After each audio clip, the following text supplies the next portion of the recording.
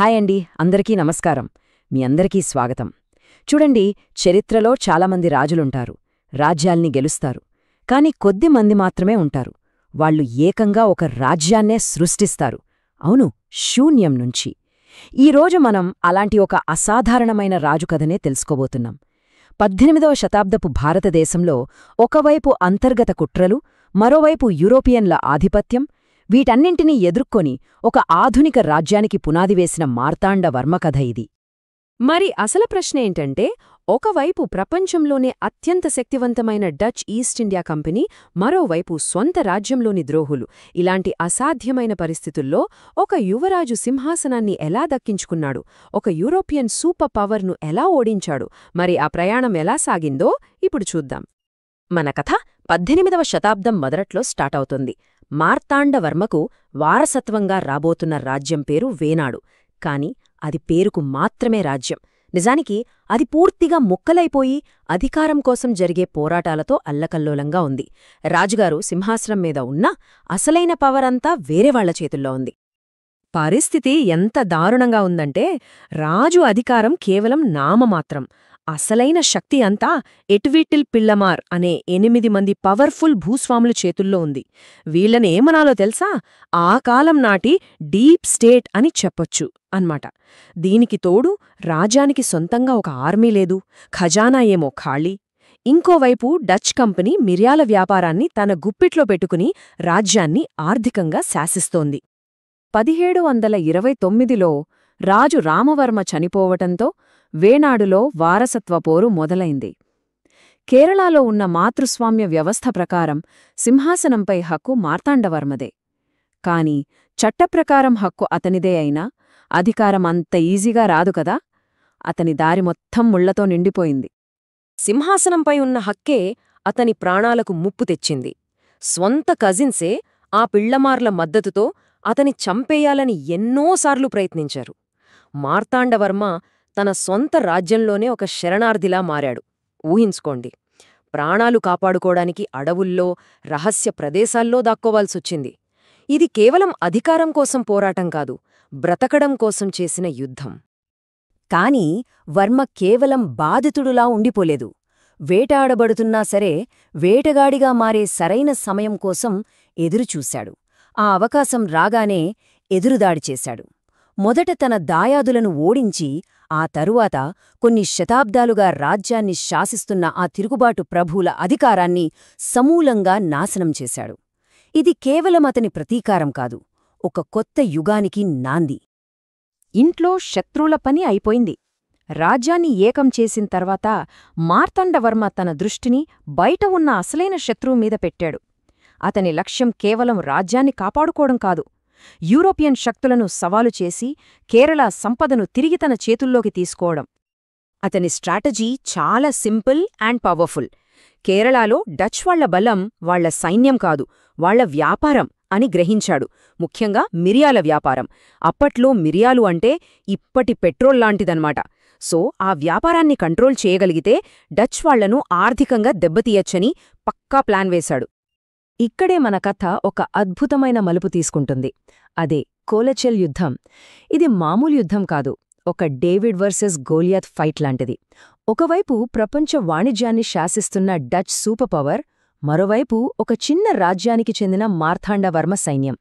ఈ యుద్ధం రిజల్ట్ ముందే తెలిసిపోయిందని చాలామందనుకున్నారు. ఈ తేదీని బాగా గుర్తుపెట్టుకోండి. ఆగస్టు 10, 1741. ఈరోజు భారత చరిత్ర గతిని మార్చేసిన ఒక సంఘటన జరిగింది. కాని జరిగింది ఊహించనిది. మార్తాండవర్మ సైన్యం డచ్ వారిని చిత్తుగా ఓడించింది. ఇది కేవలం ఒక యుద్ధ విజయం కాదండి. యూరోపియన్లను ఓడించులేం, వాళ్లు అజేయులు అనే అహంకారాన్ని బద్దలు కొట్టిన క్షణమది. ఆసియా చరిత్రలోనే ఒక లోకల్ పవర్, ఒక యూరోపియన్ మిలిటరీ పవర్ను ఇంత నిర్ణయాత్మకంగా ఓడించడం బహుశా అదే మొదటిసారి. కానీ ఆగండి, అస్సలు సిసలైన సినిమా ట్విస్ట్ ఇప్పుడే మొదలవుతుంది. యుద్ధంలో బందీగా పట్టుబడిన డచ్ కమాండర్ డి లనాయ్ మార్తాండవర్మ ముందు నిలబడ్డాడు. కాని వర్మ అతన్ని శత్రువుగా చూడలేదు, ఒక ఆస్తిగా చూశాడు. ఆ డచ్ కమాండరే ట్రావెన్కోర్ సైన్యాన్ని యూరోపియన్ స్టైల్లో ఆధునీకరించి దాన్ని ఒక ఓటమి ఎరుగని శక్తిగా మార్చాడు. శత్రువే సేనాపతిగా మారడం అద్భుతం కదూ. ఇలాంటి అద్భుతమైన చారిత్రక కథనాలు మీకు నచ్చితే ఈ విశ్లేషణను లైక్ చేసి మరిన్ని కథల కోసం సబ్స్క్రైబ్ చేసుకోండి. యుద్ధాలు గెలవడం ఒక ఎత్తు అయితే, ఒక పటిష్టమైన రాజ్యాన్ని నిర్మించడం మరో ఎత్తు. మార్తాండవర్మ కేవలం యోధుడు మాత్రమే కాదు, గొప్ప పరిపాలనా దక్షుడు కూడా. రాజ్యాన్ని కాపాడుకోవడం జస్ట్ బిగినింగ్ మాత్రమే అని ఆయనకు బాగా తెలుసు. మార్తాండవర్మ తీసుకొచ్చిన మార్పులు ఎంత విప్లవాత్మకమైనో మీరే చూడండి. ఆయన అధికారంలోకి రాకముందు సైన్యమంటే భూస్వాముల దయమీద ఆధారపడి ఉండేది. ఆయన పాలన తర్వాత 50,000 మందితో ఒక స్టాండింగ్ ఆర్మీ ఏర్పడింది. అధికారం ప్రభుల చేతుల్లోంచి సెంట్రలైజ్డ్ బ్యూరోక్రసీకి మారింది. డచ్ వాళ్ల మొనోపొలీని బ్రేక్ చేసి ట్రేడ్ మీద ప్రభుత్వ కంట్రోల్ తెచ్చాడు. ఇది కేవలం సంస్కరణ కాదు, ఒక రాజ్యాన్ని పూర్తిగా పునర్నిర్మించడం. ఆయన సక్సెస్ వెనుక ఒక పక్కా ప్లాన్ ఉంది. స్టెప్ బై స్టెప్, ఒక చెక్లిస్ట్ లాగా రాజ్యాన్ని ఎలా బలోపేతం చేశాడో చూడండి. పాత ఫ్యూడల్ సిస్టమ్ను కూల్చేసి పవర్ను తన చేతుల్లోకి తీసుకున్నాడు. ఒక ప్రొఫెషనల్ ఆర్మీని క్రియేట్ చేసి బయటి లోపలి శత్రువుల నుంచి రాజ్యాన్ని కాపాడాడు.